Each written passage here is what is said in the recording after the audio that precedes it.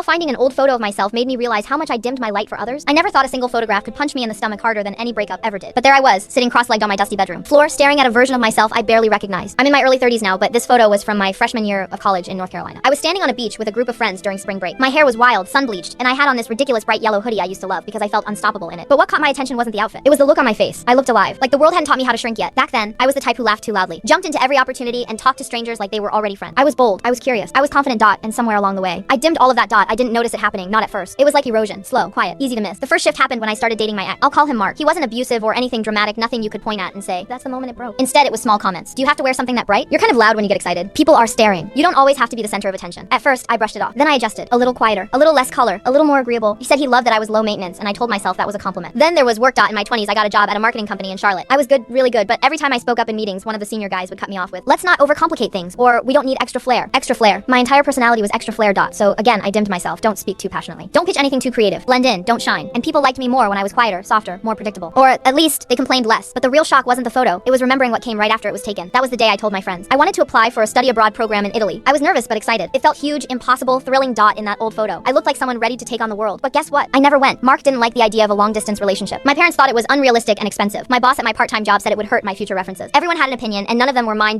So I dimmed myself again. I let the dream go. Sitting there on my bedroom floor, photo in hand, it hit me. I had spent years sanding myself down so I wouldn't rub against anyone else's comfort. That bright girl on the beach didn't disappear. I just buried her under other people's expectations. The next day, I did something that felt stupidly small but unbelievably powerful. I wore a bright yellow hoodie to the grocery store. Not the same one, but close enough. No one made a comment. No one told me to tone it down. No one cared. Then I started doing more of the tiny things I used to love. I signed up for a pottery class. I started hiking again. I dyed a streak of my hair the exact shade of sunset orange I used to love. I said no to things that drained me. I said yes to things that scared me. I applied for a job that actually values creativity and got it. Every step felt like turning up a dimmer switch I didn't even remember installing. Here's the part that surprised me most. People didn't pull away when I started shining again. The right ones actually got closer, and the wrong ones, they politely took a step back, and honestly, that was a gift. I still keep that old photo on my dresser. Not because I miss that version of myself, but because I finally feel like I'm becoming her again, only wiser, louder, brighter, and completely done apologizing for taking up space. If you ever feel like you faded, like you shrunk to fit into places you were never meant to fit, look back at who you used to be. Not with regret, with recognition, because chances are the brightest parts of you aren't gone. They're just waiting for you to stop dimming the lights.